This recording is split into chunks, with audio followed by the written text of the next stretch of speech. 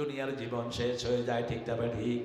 এই বাড়ি এই ঘর কিছুই আমার থাকে না, পরের জায়গা পরের জমিন ঘর বানায় আমি রই, আমি তো সেই ঘরের মালিক নই, ঠিক তবে ঠিক।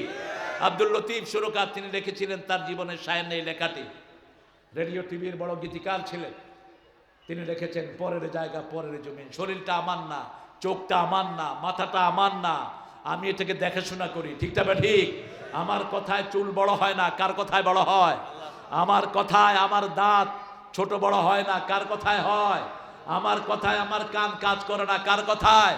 নজরুলের মতো এত বড় কবি, মুখের জবান বন্ধ, লেখাও বন্ধ। কোন কবি?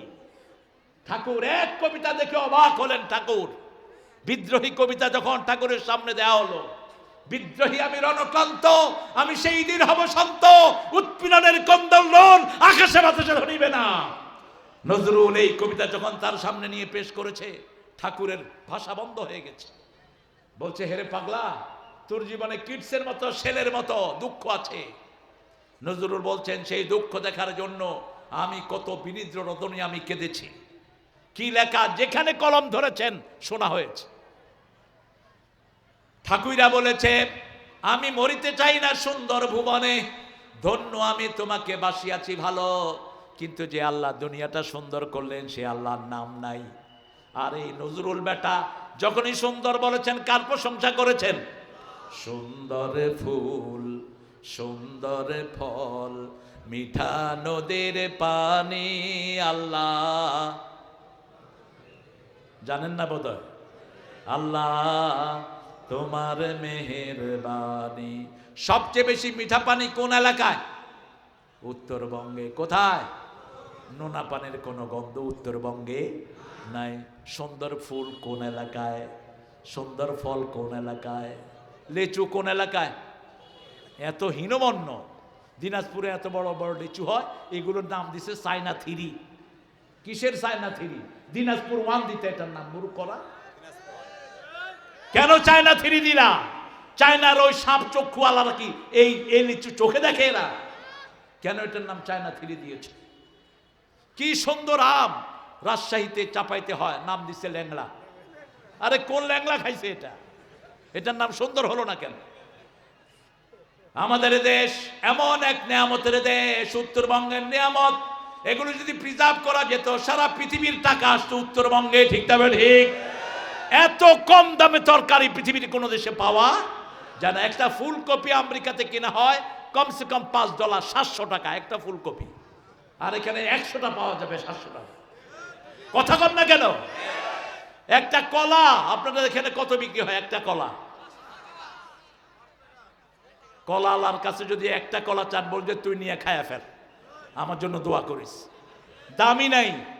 আর নিউ ইয়র্কে একটা কলার দাম $1, 130 টাকা আজকের মার্কেট, 130 একটা কলা। কি নিয়ামতে ডুবে আছি আমরা! এত তরকারি পৃথিবীর কোন দেশে হয় না, এত সুন্দর চাল হয় না। সবচেয়ে সুন্দর চালের নাম কি?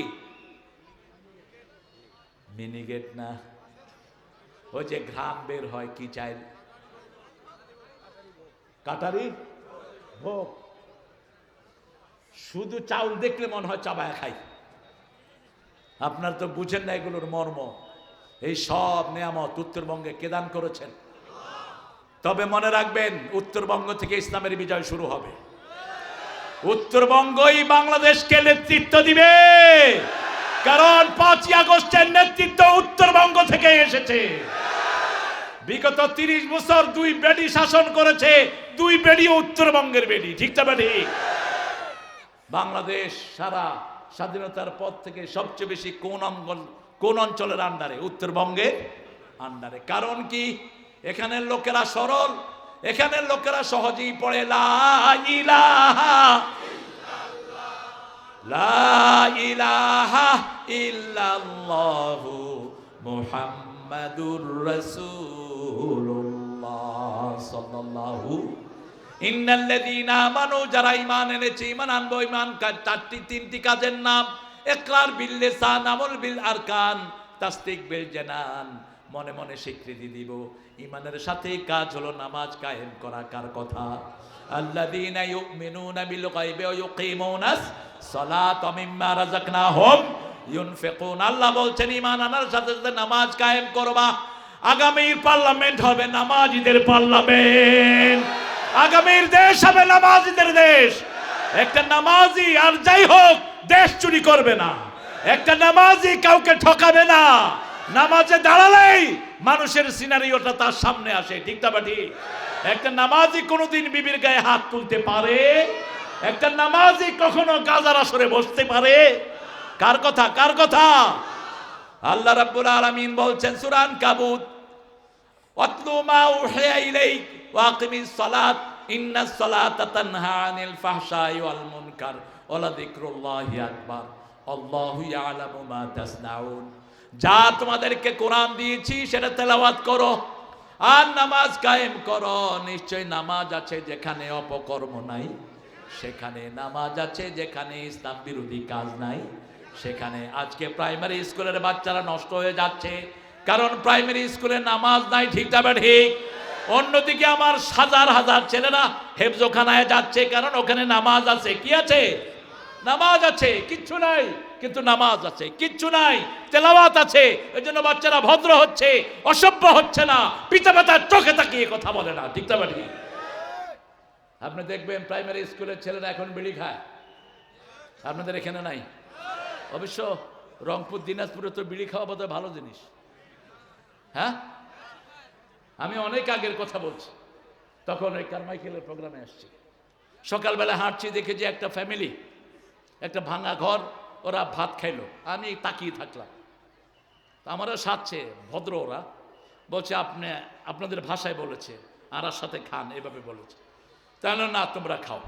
খাওয়ার পরে দেখলাম সবাই বিড়ি ধরাইলো। প্রথম বাপ খাইলো, বাপ খেয়ে মারে দিল, মা খেয়ে সেটা ছেলে মেয়ে সবাই বিড়ি খেলো আর পান খাইলো সবাই। তো আমি মনে করলাম যে বিড়ি বোধহয় এখানে জাতীয় খাওয়ার কিনা। বিড়ি খাওয়া কি বলেন তো,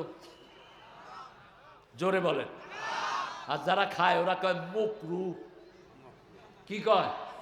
মকরু না, মকরু না। বিড়ির ভিতরে 1100 রোগ। আপনি দেখবেন যেখানে তামাক হয় ওই খেতে কখনো পাখি বসে না। কেন বসে না? পাখিটা হলো শান্তির চিহ্ন। কিসের চিহ্ন? শান্তির চিহ্ন। জান্নাতে কি থাকবে? পাখি থাকবে। যারা শহীদ হবে এদেরকে আল্লাহ পাখি করে দিবেন, এরা এক জান্নাত থেকে আরেক জান্নাতে উড়ে বেড়াবে, সুবহানাল্লাহ বলেন। আবার আরশের নিচে একটা ঝালর থাকবে, ওখানে গিয়ে এরা বসবে। বসলে আল্লাহ রাব্বুল আলামিনের কাছে ওই আওয়াজটা পৌঁছে যাবে, সুবহানাল্লাহ বলি।